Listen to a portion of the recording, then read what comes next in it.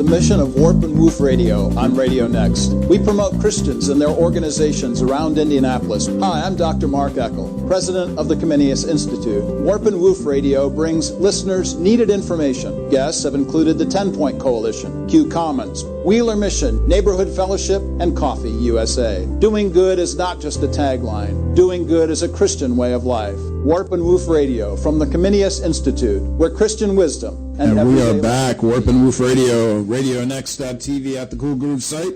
And we are here this morning going to be talking about Christians in community, doing what we do to help and do good in the community based on this particular focus of our radio show, which is to do good, do good, do good. Focus on that from Titus chapter 3, verses 1, 8, and 14. Harold Bell, right across the table from me today, my brother HB, my twin. I'm too ugly to look at, so we just gonna let the radio listeners hear my voice. How you doing, brother? Good to see you today, man. A little bit of rain coming into Indy. We're going to get some cool down going on. This is going to be a good thing. Really anxious, though, to be back doing something, quite frankly, different than we've ever done here before, which is actually to have the same guests back on the next week from the time that we had them the first time.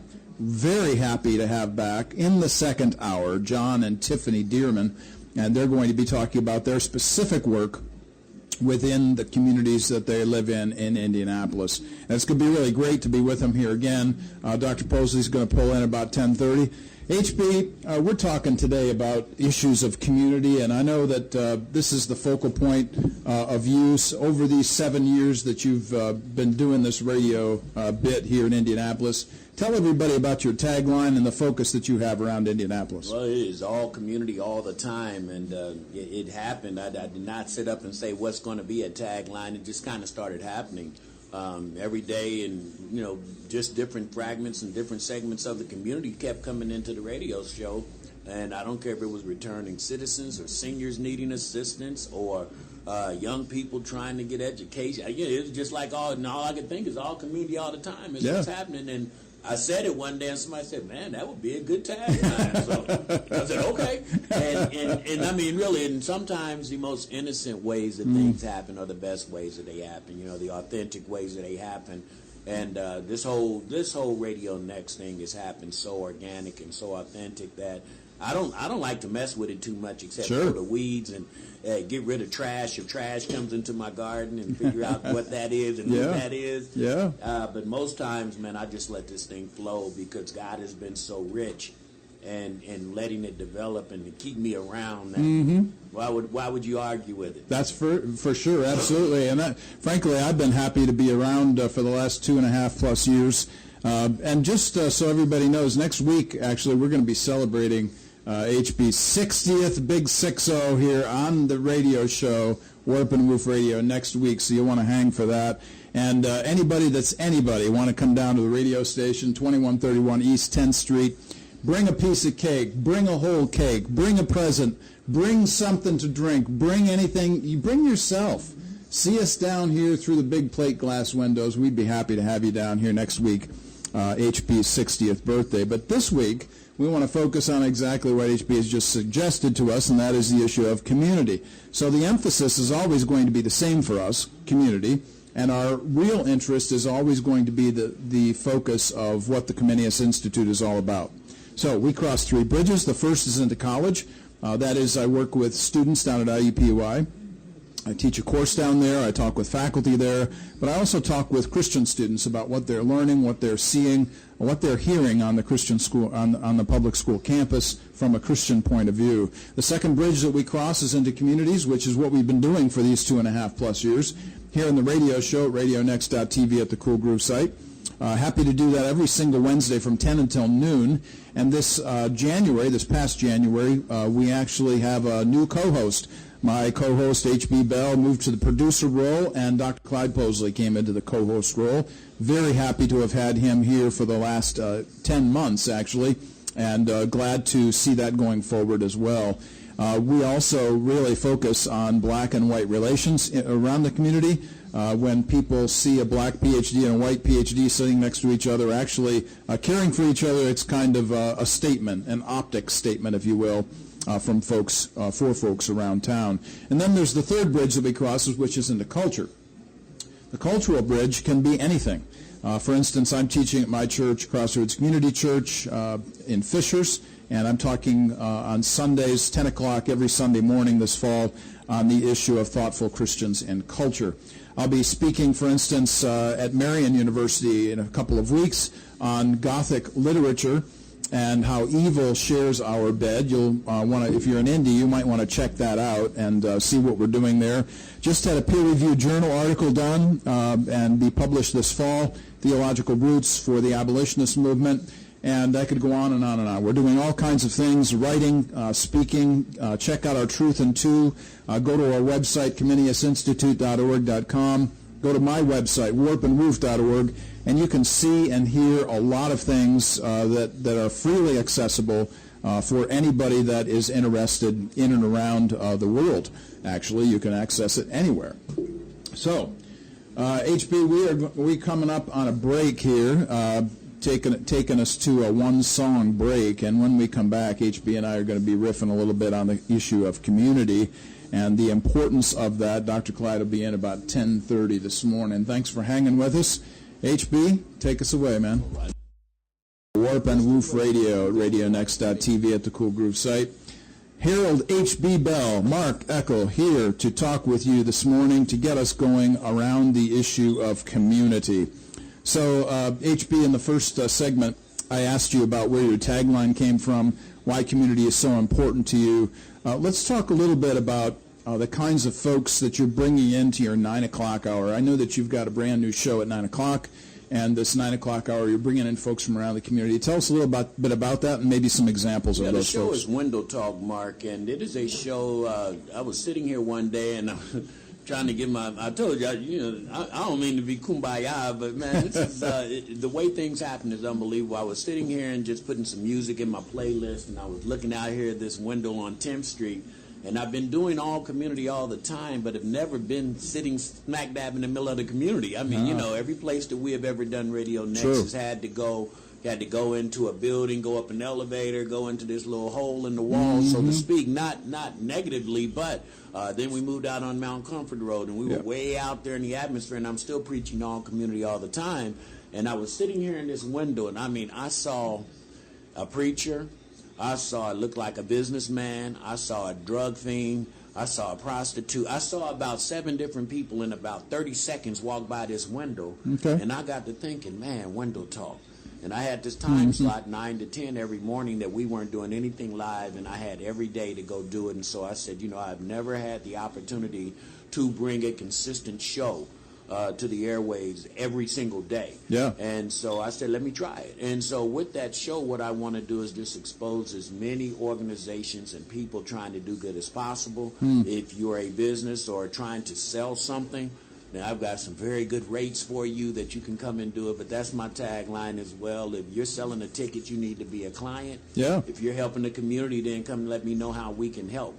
And that's my sincerest form of saying that we are here for the community, but, I have to stay alive as well. Sure. So if you're selling a ticket, then you need to have me as your agent to help you sell it. If we're trying to just help some people who are down on their luck, and this is all community all the time, then I'm allowing that 1 hour to come in to be able to talk about it. Sure. If you find out that we can build more of a relationship in that, then great. But that's strictly what it's for, is to bring exposure to our community, all walks of our community.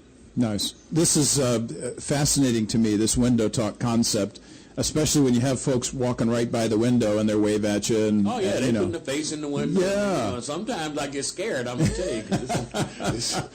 I'm praying on it, Mark, because there's some folks that walk by that window sometimes to kind of, let a brother know, hey. Yeah, that's right. Thank God for prayer. I try desperately not to tap too loudly on the window. Because, I'm blind in my left eye, for those who don't know, and so I sit in the desk where I can't see the people approaching this window. So, that's right. I'll get a tap every now and then that'll shake me up, but it's okay. It's all good. It keeps me alive, and it keeps me attentive. There you go. So tell us about a couple of these. I've got a couple in mind. Right across the street, we've got the Bonner Center. I know you've had some folks in from there, and then just down the street from you, a couple doors down actually, is a coffee shop. Rabble Coffee Shop. Yeah, talk about those two. Rabble Coffee Shop is pretty much like your neighborhood Starbucks, splash with a taste of Cheers. You know, everybody knows who you are when you walk in. And it is a frequently visited spot for some of the people who are waiting to go to the Bonner Center to do business. So it's a really, really good gathering spot and meeting place. And young lady Josie, who owns the Rabble Coffee Shop, is only 28 years old, and I just get energy from watching when young people take the initiative to say, I'm going to control my life. And then when I was doing the interview with her, she had so many other opportunities in this world to go to, and she just said she always wanted to own a coffee shop. And nice. I mean, that's my kind of gal. I said, that's what I'm talking about. And she's happy. Yeah. And you can see every time you meet her, she's happy, but she's happy because she's landed in the design that she was called to do. I'm happy because I was landing, putting this design that I was called to do. And I'm really just proactive about small businesses being part of the community and part of the neighborhood. There's a vibe and a energy you can't duplicate when you go into Rabble versus going across to the Burger King. I'm just going to tell you, you walk into Rabble, you feel like you're in somebody's living room. Yeah. And so, I just love that. And in the Bonner Center, of course, they have over 70 or 80 different programs serving our community, trying to make sure everything from seniors down to infants are taken care of. Those low-income families who might not have an option to get help, they're there for them. As you know, we have just started the Urban Autism Initiative, where now low-income families seeking brain mapping and high-end therapies. So we're doing all of that, and using this show to bring awareness to all of that. So it is amazing, ever since I've been here with you, how many different people you've introduced me to. How many different people we've brought into the radio program itself from other venues in different places. And one of the big issues that we always talk about is crossing cultures. And so it doesn't matter if you're black or white, doesn't matter if you're Hispanic or Nigerian, it doesn't matter. Not to us. Yeah, exactly. But it matters, and that's sad that it matters. It is sad. We do live in a cultural context that you can't get away from. But nonetheless, our responsibility, of course, as Christians, is to kind of unify that as best we can. And so when we think about this, when we talk about bringing in lots of different folks, we're really not all that concerned at all about ethnicity or linguistics or nationality or any of that kind of stuff. What we're really interested in is fellow human beings. Absolutely. Fellowshipping is the number one. That's the name of the game, Mark. And, that's the reason most of the things that I do. And when I sit up and watch television and watch sports, when I watch music, when I watch these things that are nondescript as far as identifying who I am, it's universal. I like to gravitate around those because it's hard to have a bad situation if you've got a little music and a little food with people. They'll figure out their way to start communicating. That's right. And so, keep it real simple. And the first thing we have to do is open up dialogue. Make dialogue to where it's non-threatening, it's true, it's authentic, but let's get some truth out. Isn't that the truth? And the truth is, a lot of times we don't want to address what truth is. We want to hide behind, these pillars and say, okay, I'm going to give you some of this truth, and then I'm going to hide behind so you really can't see what I'm feeling and thinking. And there's a consequence to it. I tell you all the time, I'm lonely as heck sometimes because I'm so truthful. But at the end of the day, my peacemaker, I get someplace to go reside in peace because my truth is I can't go to sleep if I'm sitting up and I'm trying to play agent to agendas, or I'm trying to act this way when I'm really I don't know how people do it. It would drive me crazy to go to bed every night knowing I did not live my truth. Yeah. Especially when your truth isn't trying to hurt anybody. It's just your truth. Isn't it fascinating? I just was reading George Orwell, famous author of 1984, great novel. George Orwell once said that in a world that's so splintered into tribes, he said that speaking truth is a revolutionary act by itself. And that's scary to think. that's scary to think that we have so few people really ready to spout truth. Yeah. And we don't do politics in here, but the one thing that I could take away when I was listening to the Kavanaugh hearing and all the people, going to their corner, so to speak, was, are you ever giving a way that you truly feel about a situation, or I'm this, and that's the corner I'm going to? And I never, ever, even in my Christian walk, I'm a Christian, but I'm not knocking these people who stand across the street as Jehovah's Witnesses who are trying to get people to a power bigger than them. That's not my job. My job isn't to act like Christ. This is the only way. That's not my job. My job is to make sure that Christ knows, the Christ I serve knows that this guy believes the proper way. And then those who might not, we going to find out a way. That's right. With this loving God to, because I don't see them doing any wrong out there. You know what I see? Yeah. I see committed people, true about the agenda that they say that they're serving, true about the faith that they're serving. If I think that I'm the only one who gets this right, then something is wrong with Harold Bell. I just don't think that I have it all right. So thank God for letting me be a Christian. Thank God for letting me into this kingdom. But I don't think I have all these answers as a human being. And then my scripture tells me I don't anyway. So I'm just stuck on committed people, man. There you go. Committed people. People who are willing to demonstrate dedication. Yeah. People who are willing to, in your words, grind it out. That's my grinding and churning. I just love those words because, you hear those stories about the tortoise and the hare, and that's really all that means. All grinding is being the tortoise. You get up every day and start setting one foot in front of the other. You're going to get more done than somebody running real fast, trying to get real quick to their destiny, because they will pass up some of the ingredients necessary. They will go by so fast some of the people along the way they need to say hello to. So I just think rushing to anything is not a good move, and grinding always is safer. You got a little bit more control when you're grinding, because when you're speeding out of control, you go around a curve. Yep, there it is. It could be a wreck. If you're grinding, you're gonna be you're part of the road. So that's right. There is dedication to all of this. The emphasis, of course, in Scripture is pretty important to us as well in this regard, as it relates to perseverance, sticking with it. Our responsibility toward commitment. I'm thinking about that famous passage in Philippians chapter 2 that where our responsibility is to work out our salvation with fear and trembling. Philippians 2:14-15. The focus, of course, is on our responsibility to commitment and to dedication. Our emphasis this morning is on community, and our focus is going to be on the Dearmans in our second hour. We're going to be taking a one-song break here. When we come back, HB and I will continue our conversation about the importance of community, the importance of seeing people as people and accepting them as such within the focus of our responsibility to love them. You're listening to Warp and Woof Radio, RadioNext.tv at the Cool Groove site. Those of you who are listening on radio, we'll be right back. Facebook Live, we're staying with you. We're back. Warp and Woof Radio, RadioNext.tv at the Cool Groove site. We're having a great old time here at 2131. Memory Lane. That's right.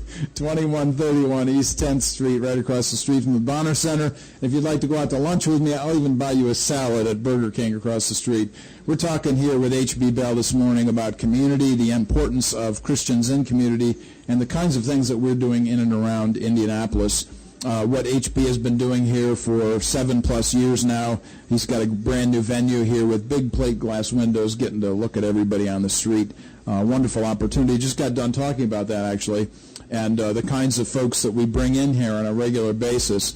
HB, let's talk just for a few minutes here about your new work. Well, really, it's not new, but it's something that you've really put your feet into here of late, which is the autistic group. And let's talk about Dr. Yip and about her good work in the community, because this is a big deal in our culture today. Folks talking about the autistic spectrum. People don't really even know what that means. You know what, so let's what's talk funny, about Mark, that. is I'm sitting there and I'm listening, and I listen to how your whole show is really built. And I'm like, man, I'm doing almost the same thing with a different verbiage, different slant, because really part of the problems I think we have in our country is that we're so culturally divided that idealistically we like a lot of the same things. We like the same restaurants, we like the same music, we like the same movies, we like everything except this culture divide about, I don't know who you are when I go home and when you go home, so now let me take my stance, is what I see and hear a lot of. Dr. Yip, being from Malaysia, came over and saw some of the problems that we have in America, and some of the problems that we face are just truly economical, cultural, and she's able from another lens to look and say, there are some kids over here who's got the same problem that the kids up here in Carmel or the same kids in Fishers have, but they're not being given the same type of treatment. Right. And so for the last 2 years, we have been really, really trying to say, how do we bring some of her cutting-edge treatment, because autism has come a long way in the last 15 years as far as ways to help the rehabilitation process, ways to help and diagnose how these young people can go and live as normal a life as possible, how they can live by themselves, how they can go into the workplace if we get the proper treatment. And too many times what's happening in the African American community and low-income families, they're not being diagnosed that they're autistic until 13, 14, 15 years of age. And you've lost 7 or 8 of the budding years, those true years, to start getting autistic spectrum patients and clients into the procedures and the services that are necessary to get them back on track. I mean, you can never cure it, but you can build habits. I hate to say this, you build it with your dog, you train your dog. Autism is the type of disease that if you continuously go and address what problem these young people have and show them the right way over and over again, they can get it right. They're not out here like just, spinning out of control. They might understand what you say to them, Mark, and as rapidly as I understand what you're saying, but then that disconnect of how do I respond back might be their problem. It's not that they don't get it. They just don't know how to respond back. So we have to work with that over and over. So Dr. Yip and I have been blessed to have the Avondale Meadows YMCA, another partner of mine here at Radio Next, and First Baptist Church North to take on giving us space. All we needed was space because Dr. Yip has the therapist. I've actually gone back to do 40 hours of behavior therapy so I can go in and lend a face and a voice to people who might want to know or who don't know about autism. And I'm not autistic. I don't have any family members autistic. That's what I mean about just letting God do the work. And so now I can be a doorway to get people of color, some people who never ever thought that there were services available for them, and let them know you can use your Medicaid and get these $100,000 worth of services. And that's about what we're looking at if you had to go pay to go every day to get this type of therapy. And so, this Urban Autism Initiative is coming to fruition. January, we will have our young people being able and parents being able to take that break because, see, we don't think about when people are dealing with these autistic, Alzheimer's, these daily situations that people are dealing with. We don't think about the stress and the trauma that they're dealing with all day, every day. And you've dealt with situations like this, but man, there's never a break. So now to be able to have a parent say, I can drop my child off from 9 to 2. I can drop my child off from 9 to 5. Get your life back together. Take an exhale for that next half a day that you're going to have to deal with this high-strung individual. So, it's just a win-win-win. Being able to make it happen. I told you, I was just throwing stuff out there, and it happened. So, we're going to continue, and we're going to keep you updated. And hopefully what this will do is turn into maybe 5 or 6 or 7 satellite locations. That'd be great. Around the city, so as close as home to possible, the better, because a lot of times when we're dealing in low-income families, we're dealing with no transportation. Right. We don't think about that. If you don't have any money, you probably don't have a car. That's right. If you don't have any money, you probably can't go get the tutoring that your child needs. So, we just have to start addressing situations and issues, I think, from a real pragmatic standpoint and say, how do we make this happen instead of talking about what we don't have, much like what Mount Carmel Church did with the food desert. Okay, yeah. We we don't have any grocery stores in this area, and you can say that we're in a food desert, or you can say no, we're not, because I got a couple of acres back here that we can do some planting and go get some partners who grow beef and who grow organic chickens, and then every month we're going to bring them out here, and now people can come. Doesn't help every day, but it's the start of something. Yes. So I say, how do we create solutions to some of these problems instead of just always running out there, yelling and screaming and crying about our the lack of, so to speak. Yeah. Running to the problem instead of running your mouth. Absolutely. Maybe that would be the tagline right there. Mm-hmm. This is a really crucial concern. We've dealt with these kinds of issues on a regular basis, and I wanted to just mention in the past when we've talked about these things, we have actually tried to shut down people using the term normal because, quite frankly, what is normal? I don't know what normal is. This isn't a word that we ought to use. And then I think about what does Scripture teach? Scripture is very clear about a biblical view of how do we treat people. And I think about situations, as HB has brought up, situations that we're not in control of, situations beyond our understanding. And I think about that from Leviticus on throughout Scripture. Treating the stranger with love, incorporating them within the community. And quite frankly, some folks might seem outside of the boundaries of what I seem to be normal. But to them, normal is a whole different ballgame. So maybe I'm a stranger to them, and they're a stranger to me. My responsibility, our responsibility is bring that together. HB, Dr. Yip, they're putting wheels on the machine so that we actually get this thing down the road. I think if we want to start, because verbiage is so, we're so tender today about terms we use, words we use, words that I grew up on. Now, if you call me that, everybody wants to go to court, because I'm going to be serious, man. I went from color to Negro to black to African American, and I'm not 60 yet, brother. Yeah. So when we start talking about our issues, and you just listen at that, that right there is an issue. Yeah. It's an issue, and I mean, why should it be? But we make it one. And the same way with normal. Normal to me means as close to socially functional as possible. Because you could have a problem. But you could go to work every day and nobody's affected by your problem. You could have a problem and go teach some kids Little League baseball and it wouldn't affect anybody. You could have a problem and go to your church and carry out the function at your church. And then when you get home, you need to go to your closet to get you a drink. Or when you get home, you need to go figure out, how am I going to take this heroin or opiate? And if it's not affecting you out here, nobody really knows that you have a problem. So to the world, you're normal. Yes. And I think that what we mean really is, are you socially competent? And socially competent has a whole nother meaning than normal. Yes. I don't know if normal has anything to do with human interaction. I think normal means like, what's the temperature in between June and September?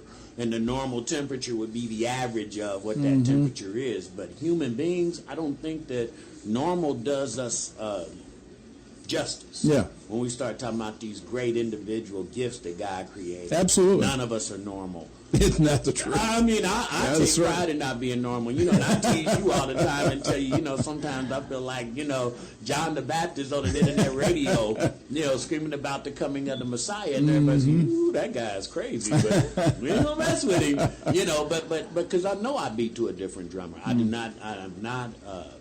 I'm not caught up on public opinion, and I know a lot of people are. That's the reason they voice what they think on social media. Yeah, they want validation for what they think and say. And I'm gonna tell you something, Mark. I really don't need a lot of validation because I have covered it and gone over it real clear with my Maker about how I feel. Yeah, and so I really don't worry about that, but there's about 85% of the population who is really wanting validation from other people. That's why they speak their mind the way they do, or else they wouldn't. It's a really great way to put that. I love the concept of communicating for validation's sake instead of actually having something good to say. Yeah, and we do it every single day. Yeah. You can go on social media right now. Somebody's saying something to be validated by somebody else. Yeah. And as I told you, you will never, hardly ever get an opinion about me, from me, in the social media arena. I talk to you candidly all the time. You don't ever have to wonder about what I'm thinking. That's right. You just don't, because I can call Mark and I can talk to Mark and I have a relationship with Mark that I can talk about. But people that I don't have that intimacy with, Yeah. I don't even want you to know what I'm thinking. That's I'm right. just saying, Yeah. I could care less about you knowing what I'm thinking. Yeah. And for it to be validated by the public, I don't get this whole thing, even though I do it every day. I'm sending messages about where you can get in some help, but I have never understood why people say things thinking that other people validating them is going to make a difference. It just doesn't. You're listening to Warp and Woof Radio, RadioNext.tv at the Cool Groove site. We are going to take another one-song break, and when we come back, we're going to continue this conversation. Harold H.B. Bell, Mark Eckel. We're talking about community. We're talking about the issue of what does it mean to function properly as a Christian within the culture that we live in. We're grateful for this opportunity, grateful for you to listen to us. Thanks for that. And in our next segment, we'll continue this conversation. Warp and Woof Radio, we'll be right back. And we're back. Warp and Woof Radio, RadioNext.tv at the Cool Groove site. We had that on the social media. That's right, boy. That radio. That's right. We have just lit up Facebook Live here with our conversation in the break, and we're glad to be back. Those of you listening to us at the TuneIn app that you might have on your phone, or at the Radio Next app that you might have your tab open on your computer.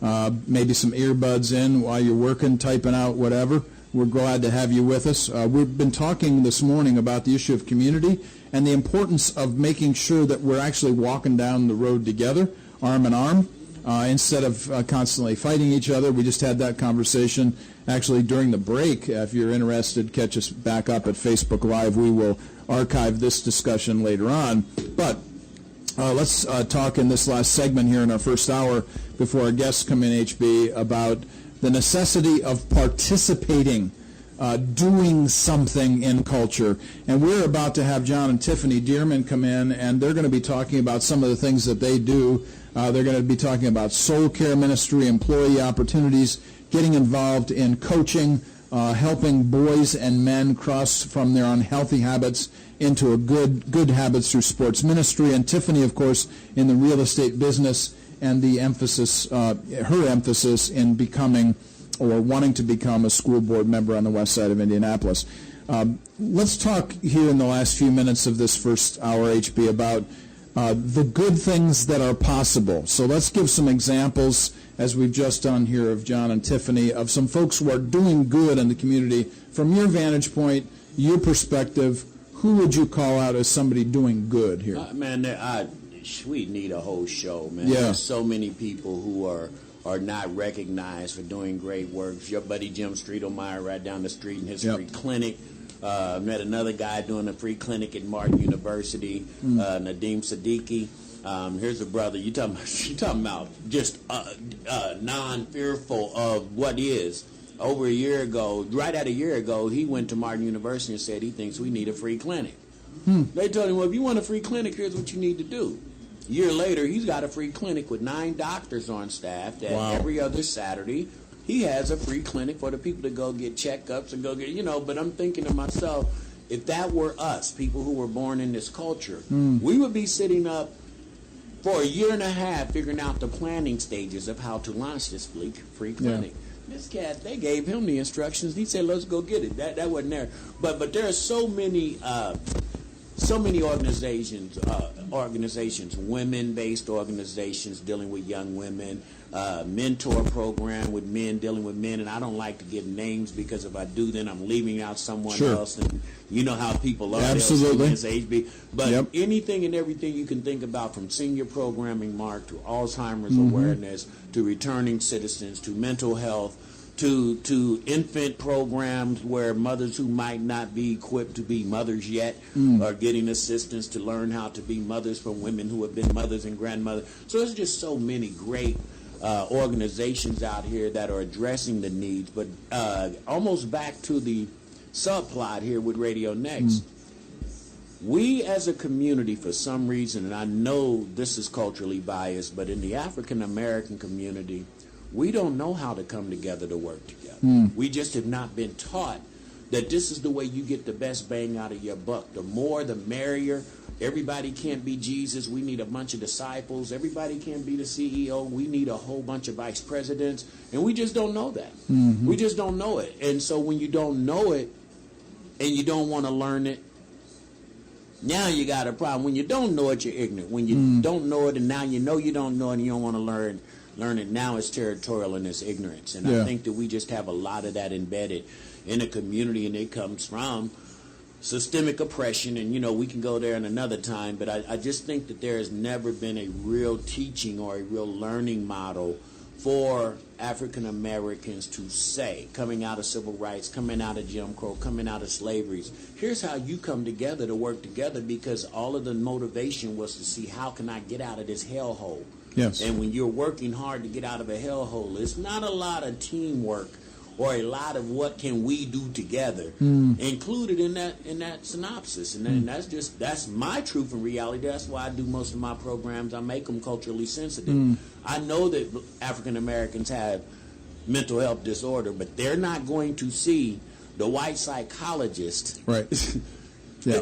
It's just not going to happen. That's just not going to happen. And so we have to figure out a way, okay, black people, you need help, so we got to get somebody to look like where we're trying to take them. That's why I told you I had to go do 40 hours of registered behavior therapy to say, if I want some parents who have autistic children to go get help or to even see if your child's autistic, I better go be the messenger who has some credentials to say, it's okay, baby. Same in mental health, same in diabetes, same in the chronic illnesses. Our community is afraid of what's been. Straight up serious. So now the apprehension from great grandma passes down to mama, passes down to the kids. So it disallows you from feeling like the doctor is my friend, the therapist is my friend. This person, if it's a broken arm, we good to go get that fixed. But if it's a mental issue or if it's some chronic disease or something, man, we're just afraid as a community to go get checked out. And part of it has to do with experiences from before and transferred information from ill-equipped people. And one of the good things that's happening at a place like this at Radio Next is that kind of community development is happening all the time. And one of the things that always encourages me when I think about all of the different kinds of folks we've had on this program over 2.5+ years is how many folks we have had here who don't look like me. Yeah. And that we want to include everybody in the process. And let me say this, Mark, and this isn't touting your horn because you're one of my brother and one of my dearest friends. The truth of the matter is, if we don't step outside of the boxes that we know to try to figure out why does this person or why does this group of people act like they act? Because I've got several, you know me, I'm like, I guess, McCain. I can cross the line in the aisle because I'm pretty sure about who HB is. But the truth of the matter is, when you're out trying to create dialogue happens. It happens. But if you're going to sit up and have your opinion on what you think, you haven't investigated who this culture of people are. And then your only opinion is based off of what you sit back in your little cozy confines to do your observation from, your little, your chair that you sit and observe from. You're not going to know who these people are. Right. You're not going to know that these are some good people, talk loud, like music loud, everything about, the African American. I'm just telling you the truth, man. I'm a brother. When I go work with my little brothers and sisters, I'm taking music, I'm taking a little comedy, I'm taking some stuff that I know is going to gather their interest before I can instill this medicine, so to speak. And I mean, we do it every day, all day, and then we don't want to take the time to say, who is this person? Yeah, and this is something that I think of when I am with you and other venues. I think about these young people who come in and they see you, and it's loud and proud, and I love that about this young community. I really, like you, just really enjoy young people and spending time with people that are younger. Future, Mark. Yeah. I mean, man, my kids at the Y. I had a boy ask me last week, Mr. HB, were you ever a little boy? Oh my word! Man, look, but here's the beauty, and here's the tear that fell from my eye. I'm thinking, here's an 11-year-old African-American male who has never been around a male to show him you go from a baby to a little boy to a teenager to a young man to a grown man, then you have your own. Nobody was ever in his life to say that this is how life happens. So that part was sad. The beautiful part is the imagination of this little boy was like, I ain't never seen 60, so I don't know 60. So the question I need to ask, were you ever a little boy at this age group? So I couldn't do anything but I mean, man, I went home and it's been on my mind forever and ever. And I said, man, that dynamic is incredible. Nobody's ever told this little boy that he's going to grow up to be a man. This is a marvelous opportunity that we have to talk about these kinds of things. Our guests are just showing up here. Hang on just a second while I go open the door. And what I will do is we'll take a break, Mark, and take a two-songer. Yeah, two-song break. All righty, we'll be right back. You're listening to Comenius Institute Warp and Woof Radio right here on RadioNext.tv. We are back, Warp and Woof Radio, RadioNext.tv at the Cool Groove site. And we are here this afternoon, or I guess I should say this morning, talking with John and Tiffany Dearman from the west side of Indianapolis, Brownburg area. Grateful for them to be back with us this week, and as I told you guys last week, you really have, honestly, the singular kind of award given to you here. You're the only people that we have invited back the very next week. Wow. So, yeah, I know, no pressure now, because now you got to bring it again. Look out. So this week, though, we invited you back because, last week we had so much to talk about concerning small business, but now, this week, we have a lot to talk about concerning your individual interests in the community. So HB and I have been talking the first hour just back and forth about the importance of community, giving some examples of the kinds of things that we've been doing and so on. Now, for this hour, though, we want to focus on you guys and the good things that are going on here. So I'm going to just kind of tell you that you can just talk as you would like because I don't want to get in the middle here of the conversation. So you guys just take it away. Talk about the things that are of most interest to you. I'll chime in from time to time with a question. Whoever wants to start, back and forth, however you want to go. We'll take a break in about 15 minutes. Yeah. Well, I'll let Tiffany start, but first and foremost, what a privilege it is to be invited back.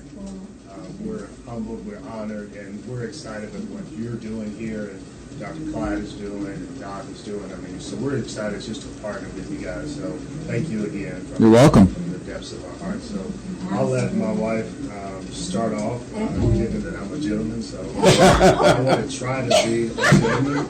I want to humble myself. There you go. My wife go first. Wise man. We can go back and forth. Okay. However you want to do it. So for me, my passion in the community, it literally stems from my testimony and what God's done in my life, which I think probably a lot of people can relate to that. Didn't know, when I was in high school that this would be my passion or where God would lead me. But so I think we mentioned last week, we're a blended family, 6 kids. So prior to that, after being single for 11 years, this is when the Lord brought John into my life.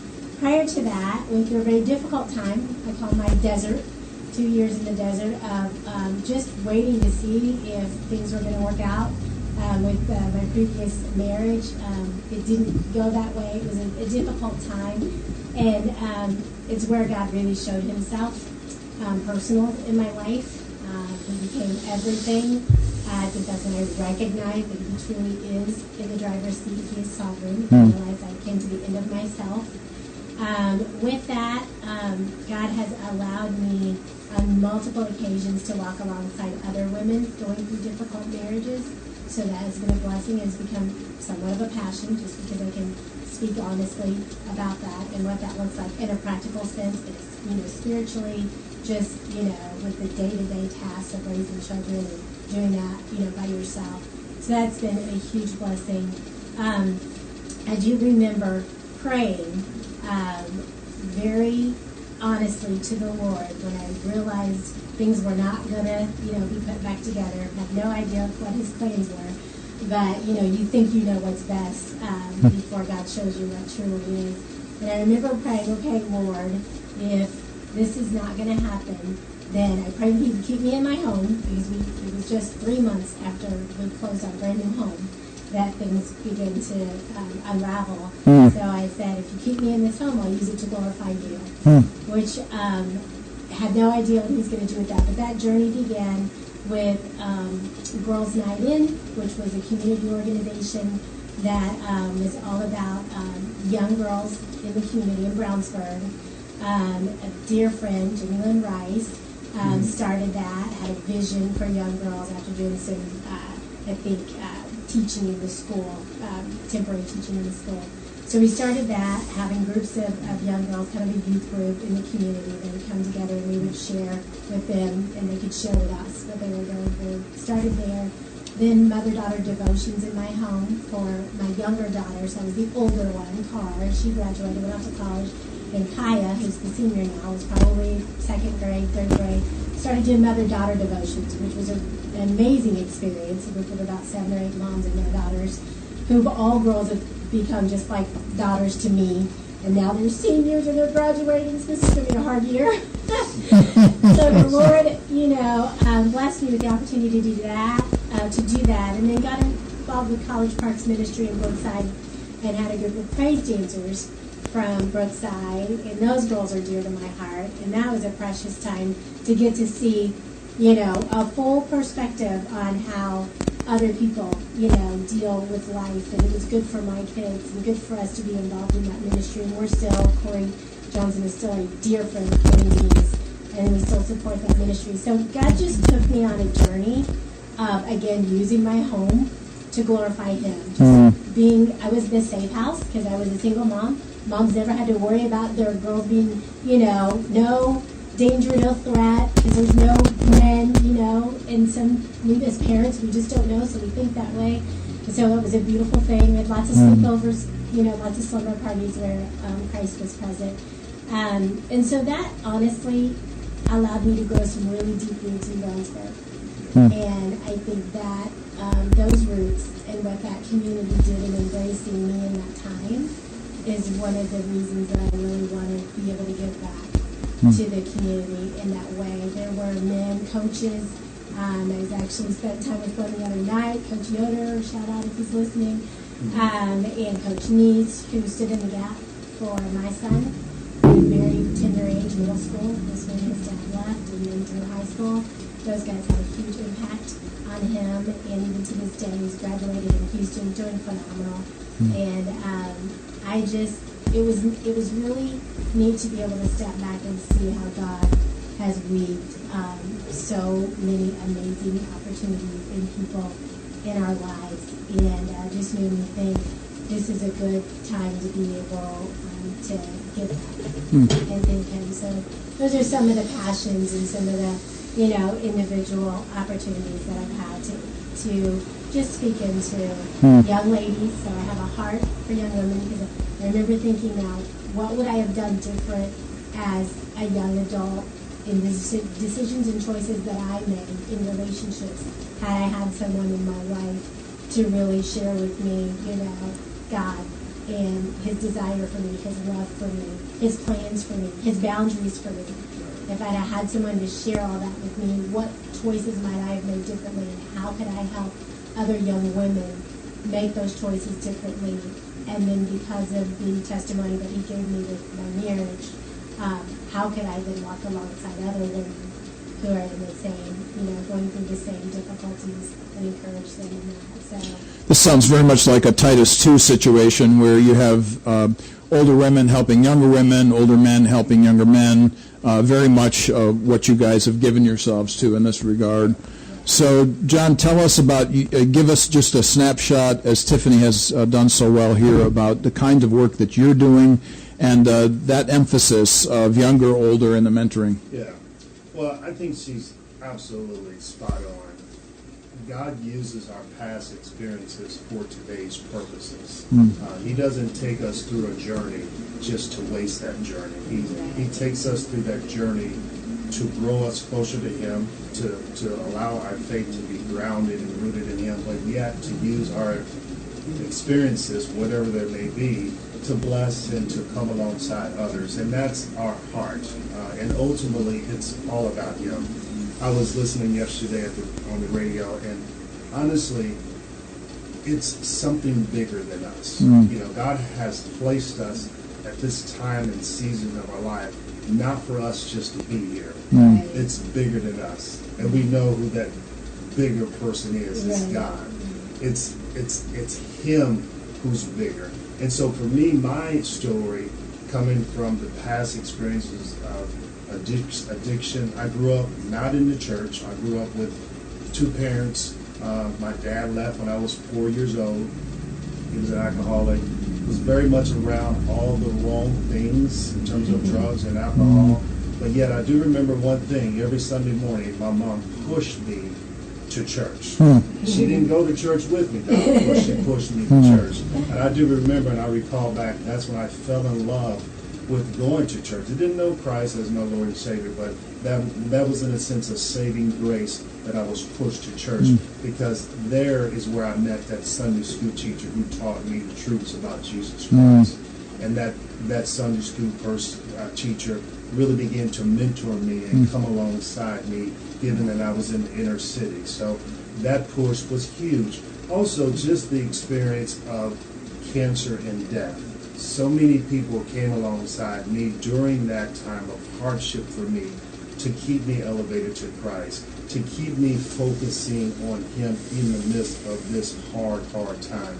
There were brothers, there were men that were coming alongside me, holding me accountable, keeping me fixed and focused in God's Word, praying for me. And in a sense, that was that man-to-man, iron sharpening iron mentorship that I so needed at that season of my life. And even when I was a single dad raising 3 children, that's where fatherhood really became big for me. That's when it was really big for my 3 children, which were 5. My youngest was 5, Nicholas was 7, and then my baby girl, Jayla, was 10. So I needed that strong fatherhood sense of a man taking care of his family. So these experiences, Mark, Doc, has allowed me to now, in today's manner, to give back to those who are, in a sense, in maybe going through that same struggle. So I love to meet with my 2 brothers who just recently lost their wives to cancer. So I'm coming alongside because I lived that experience for them. The fact that when I have the greatest opportunity to share my story of addiction, of 12 years of crack addiction, to one of my employees who their wife had called me and said, I don't know where my husband's at.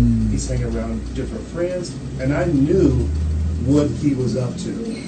I didn't fire him, but he came in my office and I gave him. But Mark, when I shared my story with him, he was floored. And ultimately I said, yes, that's my story, but this is how you can get there through Christ, Jesus Christ. And so those things, and as well as a single dad, I love seeing men take care of their children, take care of their wives, and really be the man in their home. We don't do it right perfectly all the time, but it's a man being present and trying to do the right thing. And it's even more essential that we take pride in saying, hey, I'm the man of this home. And we're humbled enough to say, hey, I'm willing to do whatever it takes in and through Christ that makes a difference. It makes a huge difference. I'm thinking about that passage in 2 Corinthians 1, 3-7, where it says that the God of all comfort who has comforted you to take that same comfort and comfort others. I mean, it really sounds like that's exactly what happened with you. Absolutely. So this connection, obviously, you guys have been married now for about 3 years. Is that correct? About 2.5, yeah. 2.5, okay. All right, so this is a fantastic union. You had spoken last week about being the Black Brady Bunch, as I recall. That was your tagline for last week. The blended family. So you have 6 children together. Yeah, and that's a marvelous thing. And you're a testimony within the community of the kinds of things that can happen, not just in your own story, John, about your own addictive past and so on, but to see, to be able to show employees, hey, this is something that doesn't have to be. Exactly. This is something that can be very, very different. And now look at us, that kind of opportunity. So these are, you really are this quintessential family who has, through Christ's love and grace, been risen up, literally back to life again in many respects. And it's a statement really to the whole community. So we're really grateful for you telling us about that today. So tell us just a little bit before we go to break about the connections that you see yourself doing within. Let's talk about the church just before we go to break. The importance of the church in your lives, and then after break we'll talk about the specific community events that you're invested in. So however you'd like to take care of that. I think the church is absolutely essential because having a Bible-believing, Bible-preaching church every Sunday to kind of land on Sunday after Sunday, to kind of unload on a Sunday, but yet to generate so much motivation from that Sunday to get you through from Monday to Saturday. I think that's so huge to have a pastor that is preaching the gospel line by line, precept by precept.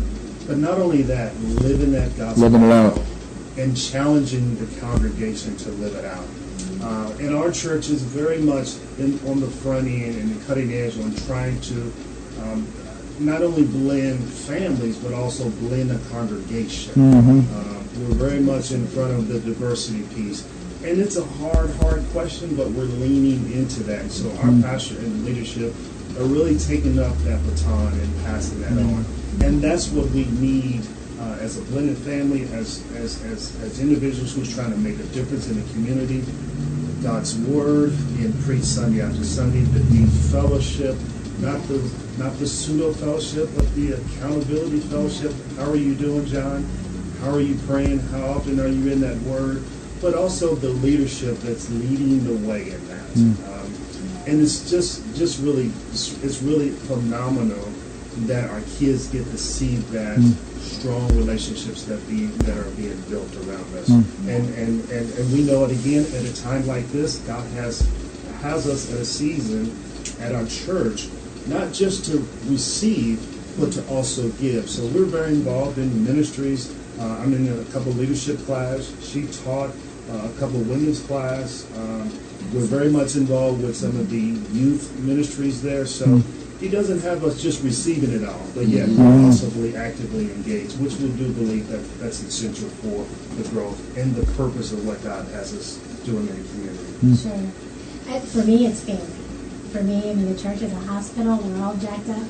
We're all messed up. We just did the first time. That's okay. We already did. I thought it was so refreshing when I started at College Park probably 14 years ago, going through actually didn't know I was getting ready to go through a very difficult time, but the Lord knew.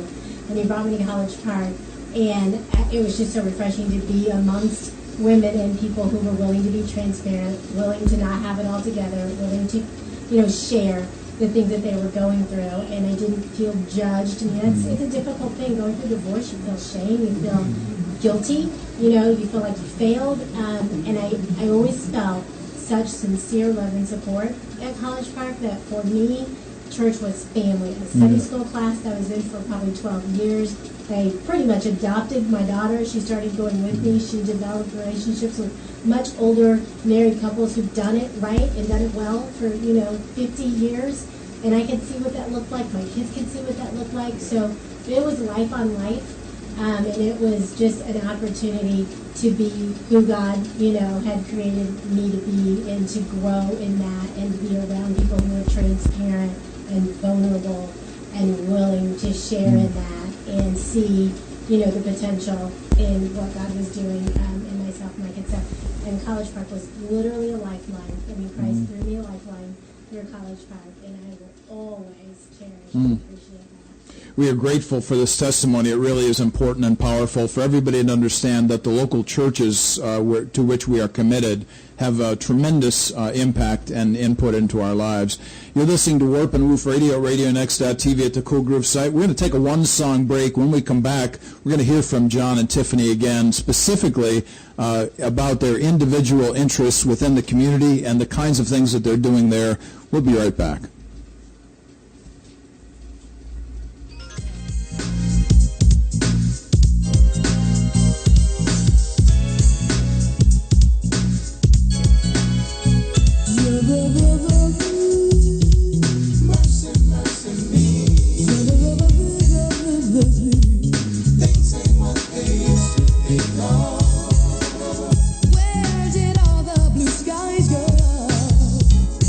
season is the wind that blows from the north and south and east.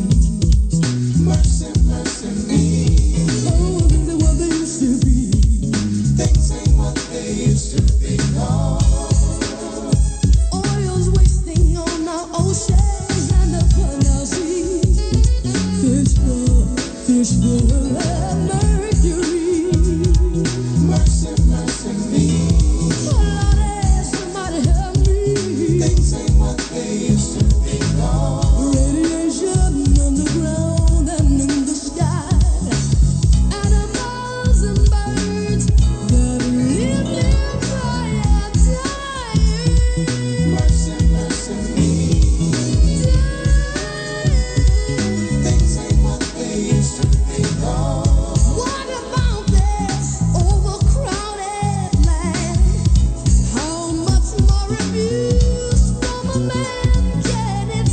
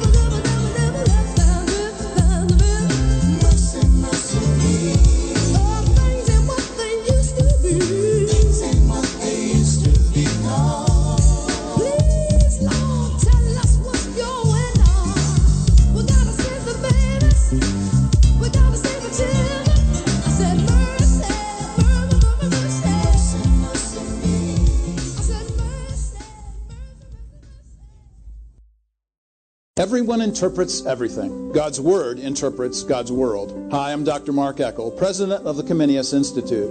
At Tiffanys, we interpret all of life through the lens of Scripture. We interact with students and professors, churches and business people, leaders and entrepreneurs about God's truth in every endeavor. Join the growing number of Tiffanys Institute contributing patrons. Christian interpretation begins with God's Word, so we can interpret God's world. The Tiffanys Institute, where Christian wisdom and daily life meet.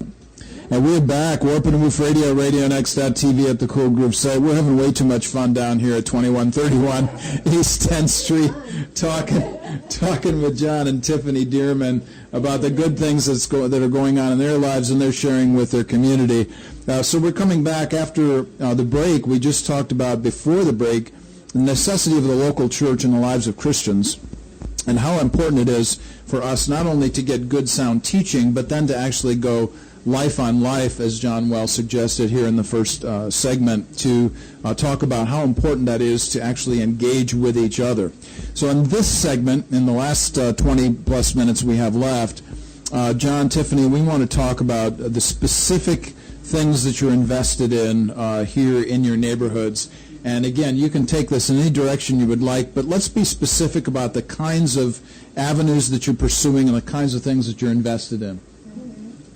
Well, I will say, one of the promises we made to each other since we're 2.5 years into our marriage is that the first 12 months we would not get involved in, anything except for building a good, strong relationship and blending a family, which is, again, not for the faint of heart, we will both say, because you bring so many different, habits and things. And so we did make a commitment to each other to not do that. So we are actually slowly getting back into now committing and getting involved in the community in different areas outside of family. But that family still takes up a good part of time. The boys are both in football. So there is an opportunity. And then my oldest, she's a senior, but she's very involved in show choir. So I'll be going to New York with them, Frostburg Show Choir in February. And J-Lo's into basketball. So outside of that, I, of course, am running for school board.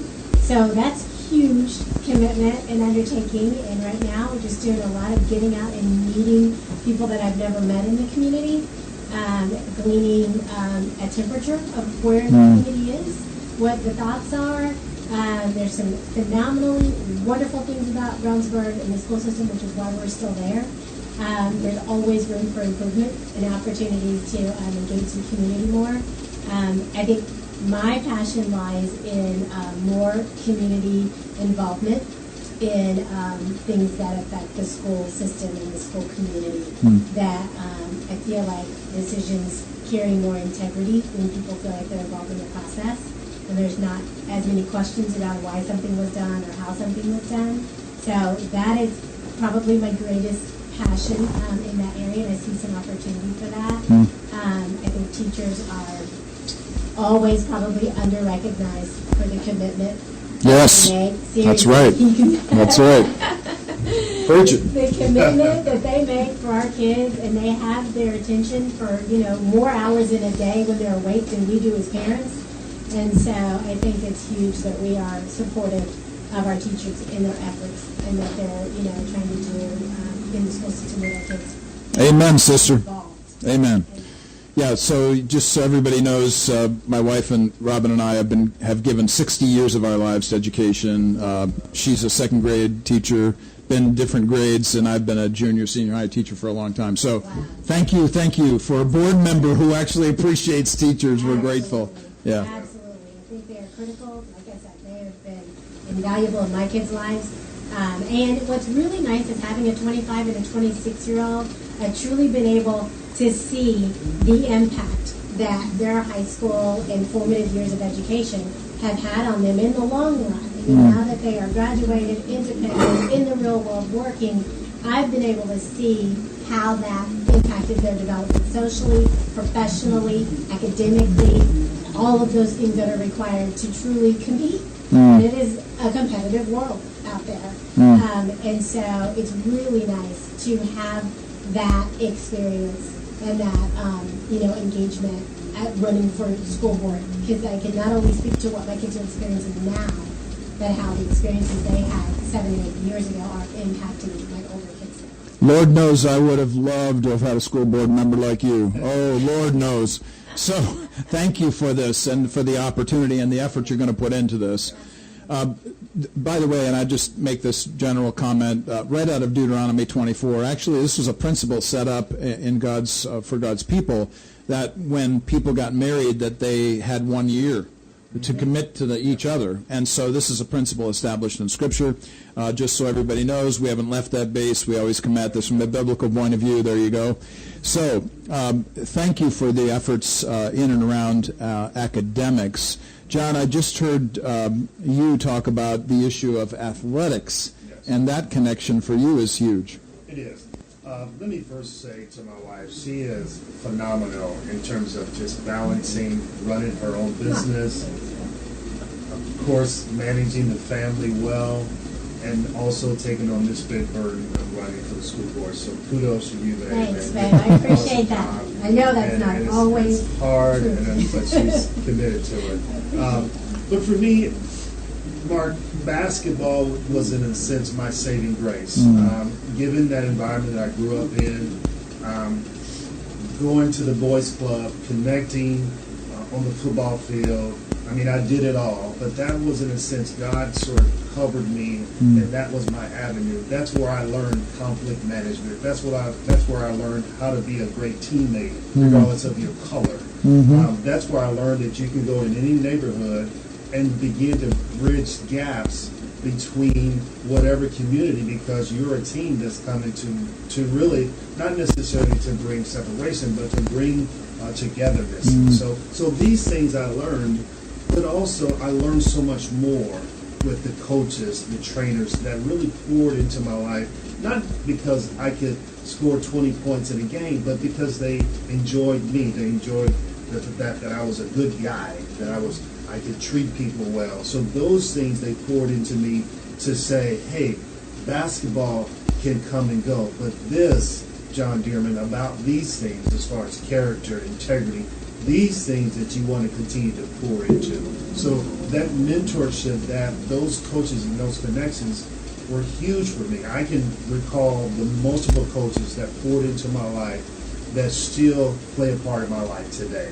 So I just want to mimic that. I just want to be a part of that as I am now been afforded the opportunity to begin to give back. I think one of the things as far as basketball, I think you can accomplish a lot on the court, mainly just conflict management, how to win well, how to lose well, how to be not the, even though you're the superstar, you don't have to be the superstar and selfish. You know, even that one person who's on the bench who doesn't have the ability, but yet he is the main one that's keeping this team going. So as a coach, I want to foster that. I want to bring that into the community.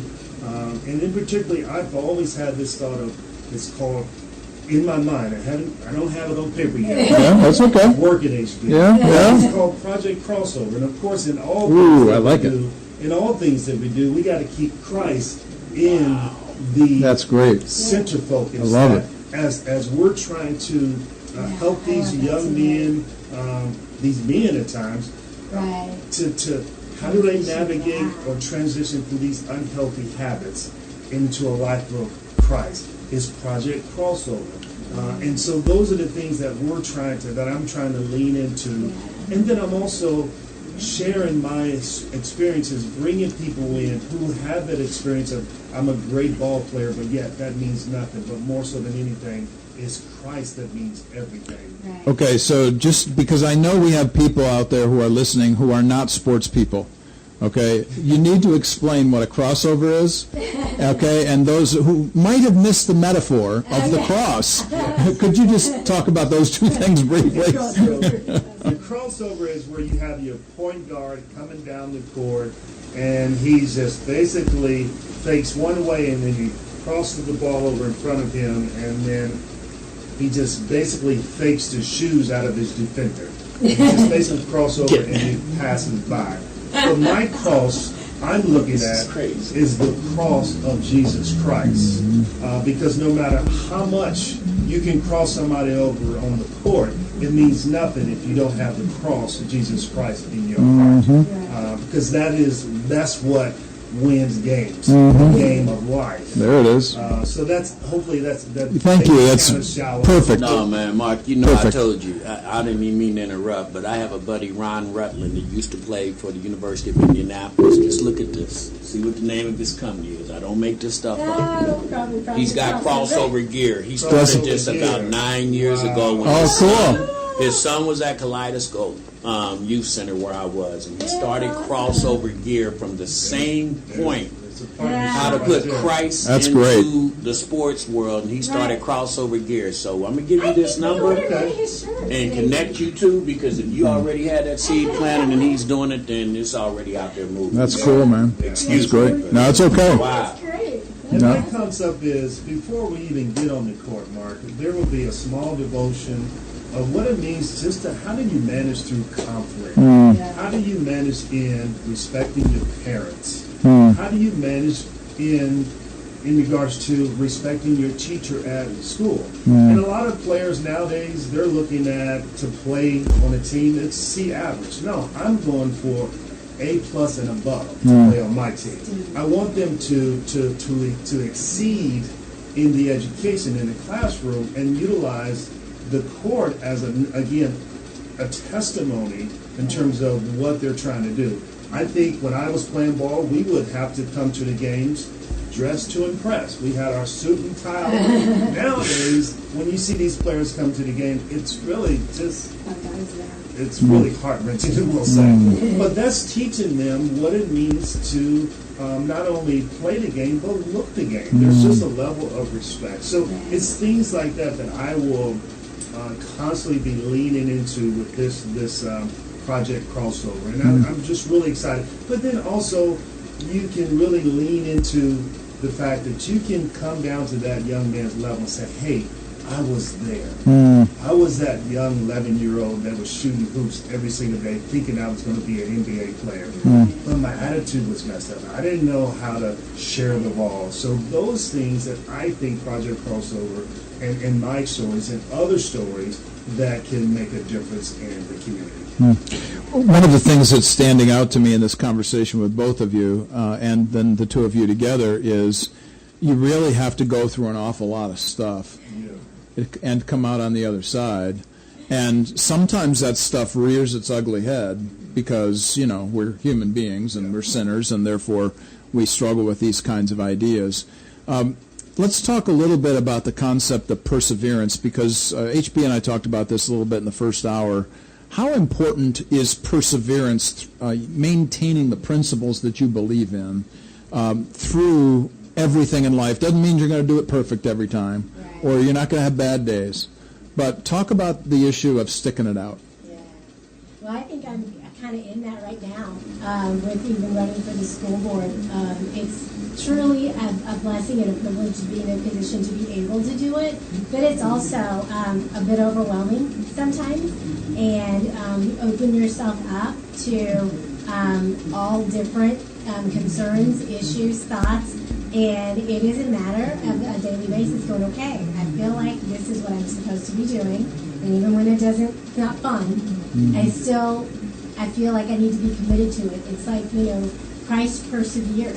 You know, even when, right before he went to the cross, it was, Lord, if you could take this cup from me, I'm good with that, but if not, your will be done. And I think that is what we are called to do as believers, is to persevere and know that, you know, Lord is always with us. God is always with us. He never leaves us or forsakes us. And so I think that's a Christian principle, to persevere in those things that we feel called to do. And in our lives, for both of us, we had to persevere as a single dad. I persevered as a single mom. I'm sure I messed up a lot. You could call my kids. I'm sure they could tell you all the things that I could have done different and done better. But, you know, we were committed to that time in our lives that the Lord had us in, believing and trusting in Him, not in ourselves. And I just think that it's critical, you know, to be willing to persevere. And it is, oftentimes it's a refilling of the Spirit that you got to go and, you know, take a minute and allow Him to give you the energy. His grace is sufficient for the day. And so you just believe and trust in that. I think also, Mark, with that is perspective. I mean, sometimes our problems are bigger than what we perceive them to be, and it's usually us. You know, some of my problems that I deal with each and every day is maybe staffing issues, customer issues. But my problem of staffing issues can be really big if I'm not doing anything to fill those gaps.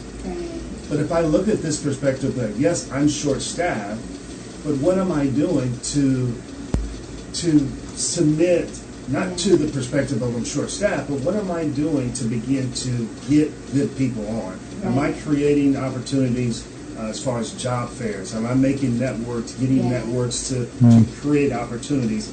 Am I looking at my other colleagues and seeing if those individuals have some individuals who want some extra work? If I'm not doing those things, my perspective is going to be big and it's going to be hard for me to persevere.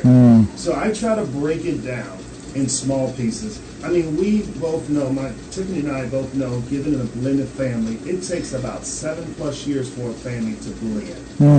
That's what the stats That's say. what the to stats actually find a says. rhythm. Okay. So Okay. we got that stat even prior to us getting married. So her and I took on that. It could be stressful, but we began to study a book on blending a family. And we began to really look at some of the truths about blending a family. So that really lessened our stress of persevering in terms of wanting to persevere, because it helped us with a bigger perspective. And so I try to look at things from that perspective. You know, just even with during that time of when I was a single dad, I took off for a whole year so I can just really help my kids in their process of grieving the loss of their mom. And if I didn't look at that HB from that perspective, I could have been overwhelmed. Absolutely. But when I looked at it from that perspective, I was able to persevere and lean into some resources and things of that nature. So persevere is also a character trait too. I mean, what are we going to do to fight through that? It's very easy for us to give up. But ultimately, the foundation in perseverance is Christ, our Lord, and our strength. We must surrender that to Him each and every day through the power of prayer, through the time we spend in God's Word, the church. And so there's sources in our lives and Christ as a foundation that can push us through perseverance. And then oftentimes, as we know, when we look back, we can see God's hand at work as He's shaping us and molding us through those hard times. And we all know God grows us even at a deeper level when we're going through hard times and hardships.